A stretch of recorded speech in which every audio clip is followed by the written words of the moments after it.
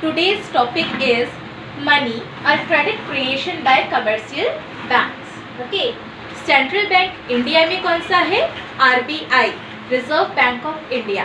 तो reserve bank of India को ही हम सेंट्रल बैंक कहते हैं. लेकिन कमर्शियल बैंक क्या हो गए?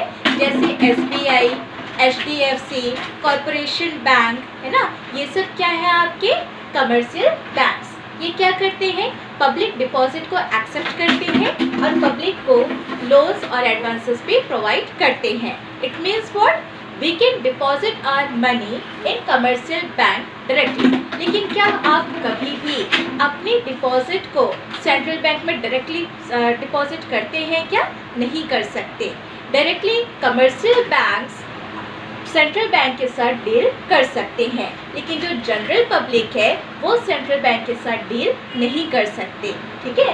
तो जो कमर्शियल बैंक है यहाँ हम डिपॉजिट कर सकते हैं, जनरल पब्लिक अपने पैसे डिपॉजिट कर सकते हैं और चाहे तो वहाँ से लोन भी ले सकते हैं. लेकिन हम सेंट्रल बैंक से मीन्स जनरल पब्लिक कभी भी सेंट्रल बैंक से लोन डायरेक्टली नहीं ले सकती. ठीक है.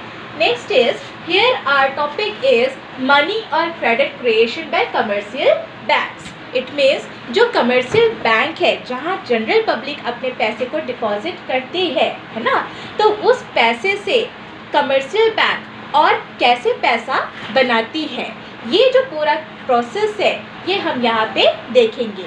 क्योंकि जब हम अपनी मनी को बैंक में डिपॉजिट करते हैं तो वो बैंक में ही नहीं रहता है. उस पैसे को जो कमर्शियल बैंक्स हैं ये मनी क्रिएशन के लिए यूज़ करते हैं. तो कैसे यूज़ करते हैं, है ना. So here we are assuming, our assumption is what here? First, entire commercial banking system is one unit and is termed as banks, है ना. मीन्स कमर्शियल बैंकिंग सिस्टम को हम एक ही यूनिट मानकर चल रहे हैं. इसका मतलब मार्केट में जितना भी पैसे का फ्लो होगा वो सारा एक ही यूनिट से हो रहा है. उस यूनिट को हम एक नाम दे रहे हैं bank. Next assumption is all receipts and payments in the economy are routed through the banks. Means money का जो भी फ्लो होगा मार्केट में, है ना, वो किसके थ्रू हो रहा है? बैंक्स के थ्रू हो रहा है. जो भी मनी एक के पास से दूसरे के पास जा रहा है या जो भी मनी का फ्लो होगा वो किसके थ्रू होगा? सिर्फ बैंक से हो रहा है. ये हमारा अजम्पशन है. नेक्स्ट, एक शेड्यूल के थ्रू हम इसको समझेंगे. Suppose initial deposit is ₹100 and LRR is 20%. Means what? एक एग्जाम्पल में हम ये समझ रहे हैं कि एक पर्सन है, उस पर्सन के पास ₹100 है ना. तो ये जो ₹100 है इसको उसने बैंक में डिपॉजिट किया. अब इस ₹100 से बैंक क्या करेगा?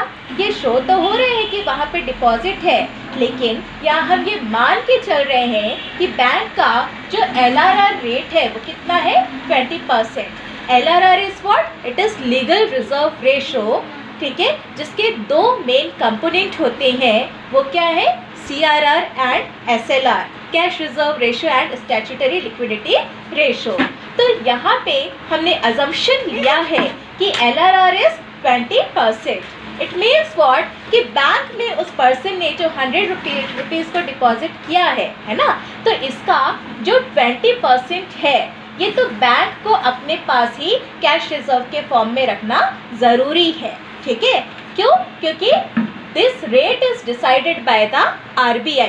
ठीक है. ये रेट जो है ये रेट RBI डिसाइड करता है और RBI के जो इंस्ट्रक्शन होते हैं वो कमर्शियल बैंक्स को एक्सेप्ट करने होते हैं. तो यहाँ पे 100 का जो 20% है मीन्स 20 कैश रिजर्व फॉर्म में बैंक के ही खुद के पास में है और बाकी जो 80% ऑफ 100 है इट मीन्स ₹80 इसको बैंक ने क्या किया है? किसी को लोन में दे दिया. ठीक है. नेक्स्ट इज, अब ये जो पैसा लोन में किसी को दिया है ये मनी का फ्लो हो रहा है मार्केट में और इसके बाद में ये जो ₹80 है ये हम ये मान के चल रहे हैं कि ये घूम फिर के वापस कहाँ आ रहा है? बैंक में ही वापस से डिपॉजिट हो रहा है. Because here our assumption is what? All receipts and payments in the economy are routed through the banks. ठीक है. तो ये जो ₹80 लोन के रूप में बैंक ने किसी को दिया है ये मार्केट में फ्लो हो करके घूम फिर के वापस कहाँ आ रहा है, बैंक में ही डिपॉजिट हो रहा है। अब ऑब्वियसली इसका भी जो 20% है वो बैंक खुद के पास कैश रिजर्व फॉर्म में रख रहा है और बाकी 80% ऑफ 80 कहाँ हो रहा है, बैंक क्या कर रहा है, उसको लोन में किसी और को लोन किसी और को दे रहा है। ठीक है, इसके बाद ये जो 64 है ये भी मनी का जो फ्लो है वो मार्केट में हो रहा है और घूम फिर के वापस ये कहाँ आ रहा है, बैंक में आ रहा है। उसके बाद फिर से ये इसका जो कैश रिजर्व है 20% वो बैंक के खुद के पास है और बाकी जो 80% ऑफ 64 है 51.20 ये फिर से वो लोन में बैंक क्या कर रहा है, इसको लोन में किसी को दे रहा है। तो ये जो प्रोसेस है इस तरह से चलते जाएगा और ये तब तक चलेगा जब तक कि जो इनिशियल डिपॉजिट 100 है ना, ये cash reserve total cash reserve के बराबर ना हो जाए। इट मीन्स ये जो शेड्यूल है आप पूरा नहीं बनाएंगे क्योंकि उतना आपके पास टाइम भी नहीं रहेगा, लेकिन आपको प्रोसेस समझना ज़रूरी है इसलिए आपको समझा रहे हैं। लेकिन आप इसको क्या करेंगे, लास्ट में जैसे टोटल कैश रिजर्व्स जो है ये 100 लिख रहे हैं। क्यों, ऐसा क्यों कर रहे हैं हम, क्योंकि ये जो प्रोसेस है ये तब तक चलते रहेगा जब तक कि क्या total cash reserve initial deposit के बराबर ना हो जाए, है ना। तो टेबल का जो एंड है वो कहाँ होगा, जहाँ इनिशियल डिपॉजिट 100 है ना। So it should be equal to the total cash reserve, याद रखना, it should be equal to the total cash reserve. ठीक है, नाउ नेक्स्ट इज ओके। तो इस शेड्यूल में हम क्या देख रहे हैं कि जो डिपॉजिट है ना, डिपॉजिट से 20% कैश रिजर्व, यहाँ 20 रुपीज़ कैश रिजर्व के फॉर्म में, because this is LRR 20%। Okay, और लोन कितना गया 80। लेकिन ये जो लोन है जो मार्केट में गया, यही लोन वापस से कहाँ आया, फिर से बैंक में डिपॉजिट हुआ। इसके बाद फिर से ये कहाँ जा रहा है, लोन में जा रहा है। इसका कितना परसेंट, 80% ऑफ 80 है ना। ये फिर से कहाँ जा रहा है, लोन में, पब्लिक को लोन दिया जा रहा है। और इसके बाद फिर से ये 64 कहाँ आ रहा है, बैंक में फिर से वापस आ रहा है। फिर से इस मनी का फ्लो हो रहा है, फिर से ये वापस यहाँ आएगा। इट मीन्स ये जो प्रोसेस है ये इस तरह से चलता जाएगा। और टेबल का एंड कहाँ हो रहा है, जहाँ पे ये जो इनिशियल डिपॉजिट है ना, इनिशियल डिपॉजिट जहाँ पे आपका किसके बराबर हो जाएगा, total cash reserve. Okay, so you can write here total cash reserve। ठीक है, जहाँ पे इनिशियल डिपॉजिट और टोटल कैश रिजर्व एक दूसरे के बराबर हो जाते हैं, वहाँ पे इस टेबल का एंड हो जाता है। Clear? Next is in this schedule what will we see here, money multiplier। okay, the formula of this money multiplier is 1 by LRR। ठीक है, this is the formula here। and money multiplier is what, it refers to the amount of money that banks are able to create in the form of deposits। okay, amount of money that banks are able to create in the form of deposits means जो initial deposit था वो 100 का था और इससे इस commercial bank ने कितना मनी डिपॉजिट किया, कितने टाइम्स डिपॉजिट किया, है ना। It means money multiplier 1 by LRR। तो LRR इज व्हाट हियर, हमने क्या अज्यूम किया है यहाँ पे 20%। ओके, तो 1 by 20% इज 0.2। ओके, तो इट इज 5।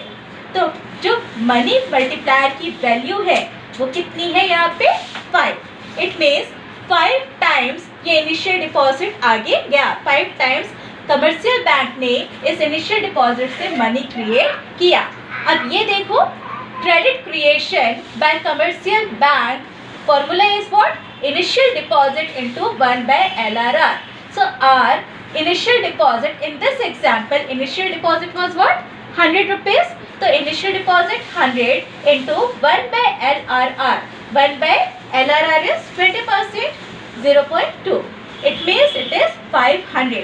इसका मतलब है कि इनिशियल डिपॉजिट जो बैंक में किया गया था वो 100 था, जिससे कमर्शियल बैंक ने टोटल जो मनी क्रिएट किया वो कितने का किया है, 500।